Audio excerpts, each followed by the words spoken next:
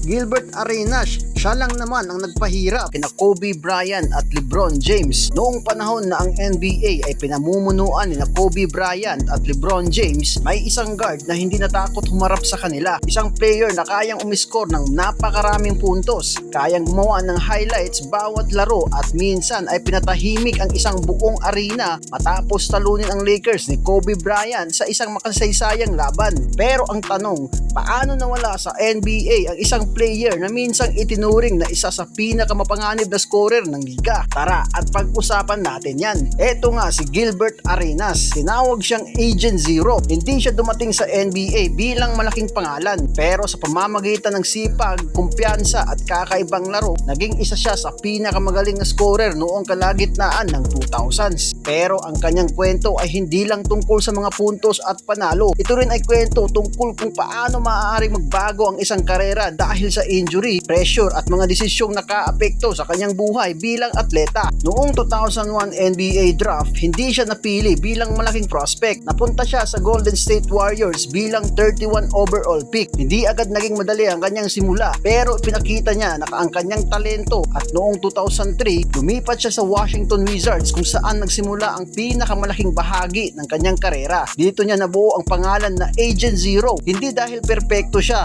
kundi dahil sa kanyang kumpiyansa na kumuha ng malalaking shots kahit sino pa ang kalaban. Ang gabi na tinalo niya si Kobe Bryant, December 17, 2006, isang laro na hindi makakalimutan ng maraming NBA fans. Washington Wizards kontra Los Angeles Lakers. Sa kabilang panig, si Kobe Bryant isa sa pinakamagaling na scorer sa kasaysayan ng NBA. Pero ng gabing iyon, si Gilbert Arenas ang gumawa ng kasaysayan. Umiskor siya ng 60 points by 8 rebounds at 8 assists, habang si Kobe naman ay nagtala ng 45 points. Natapos ang laro sa overtime kung saan nanalo ang Wizards sa 147 at 141. Hindi ito ibig sabihin na mas magaling si Arenas kaysa kay Kobe, pero ipinakita nito na kaya niyang makipagsabayan sa pinakamagagaling na bituin sa liga ng NBA. At eto pa, ang rivalry nila ni LeBron James. Hindi lang kay Kobe nakipagsabayan si Arenas. Sa Eastern Conference, madalas din siyang humarap kay LeBron James at sa Cleveland Cavaliers. Noong 2006 playoffs, nagharap ang Wizards at Cavaliers sa unang round. Kahit natalo ang Washington, naging isa ito sa mga laban na napakita ng kompetisyon sa pagitan ng dalawang batang superstar. Si LeBron ang naging mukha ng NBA, habang si Arenas naman ay isa sa mga pinaka-explosive scorer sa kanyang panahon. At dito na nagsimula ang pagbagsak ng isang superstar. Pero ang pinakamahirap na bahagi ng kwento ni Arenas ay nagsimula matapos ang kanyang pinakamagandang taon. Noong 2007, nagtamo siya ng injury sa tuhod na nakaapekto ng malaki sa kanyang laro. Mula sa pagiging all-star player, nagsimula siyang magkaroon ng sunod-sunod na problema sa kalusugan. Noong 2009, nagkaroon din ng malaking kontrobersiya matapos ang insidente tungkol sa baril sa loob ng locker room ng Washington Wizards. Ayon sa NBA investigation, nagkaroon ng confrontation tungkol sa baril sa loob ng locker room kasama ang teammate niyang si Javaris Crittenton. Lumabas ang balita na may dalang baril sina Arenas at Crittenton sa locker room. Ang resulta, sinuspindi siya ng NBA ng 50 games. Nasira ang kanyang reputasyon, nawala ang tiwala ng maraming tao sa kanya bilang leader. Mahalagang sabihin, hindi ito dahil mahina siya maglaro. Ang malaking problema ay nangyari sa labas ng court. Kung tatanungin kung ano ang kasalanan niya, hindi ang pagiging scorer niya. Ang naging problema, kumpiyansa minsan. Kilalang kilala si Arenas sa pagiging outspoken at kakaibang personality. Hindi niya na-manage ang maayos ang pressure ng pagiging superstars. Ang locker room incident ang pinakamalaking pagkakamali. Sa NBA, hindi lang talento ang basehan, kailangan din ng professionalism. At bakit hindi na siya nakabalik? Pagkatapos ng suspensyon, nawala ang momentum. Patuloy ang epekto ng injuries. Nagbago na ang laro ng NBA, hindi na siya bumalik sa dating athleticism. Naglaro pa siya para sa Orlando Magic, Memphis Grizzlies, pero hindi na niya naabot ang dating Agent Zero level. At dito na ang buhay pagkatapos ng kanyang NBA. Noong 2012, tuluyan nang natapos ang kanyang NBA career matapos ang ilang patatangka na bumalik, pero hindi nawala ang kanyang koneksyon sa basketball. Gumawa siya ng pangalan bilang bilang analyst podcast personality kung saan ibinahagi niya ang kanyang karanasan bilang dating NBA player. Ang kwento ni Gilbert Arenas ay paalala na ang talento lamang ay hindi sapat sa NBA. Kailangan din ang kalusugan, tamang desisyon at consistency. Si Gilbert Arenas ay hindi naging Kobe Bryant o LeBron James, pero sa isang panahon siya ay ang klase ng player na kinatatakutan kahit sinong kalaban. Ang kanyang kwento ay hindi tungkol sa kakulangan ng talento. Ang kwento niya ay tungkol sa isang superstar na nasa taas na sana ng kanyang karera pero natalo ng sariling katawan at sariling desisyon. Kung naiwasan niya lang sana ang injury at kontrobersiya, posible kayang kabilang siya sa pinakamagagaling na guard ng kanyang henerasyon. Ano sa tingin mo ang opinion mo dito? Mag-comment na at huwag kalimutang mag-like at mag-subscribe at i-follow mo na rin ang ating mga social media account. Maraming salamat sa panonood. Peace out mga ka-Fast Break.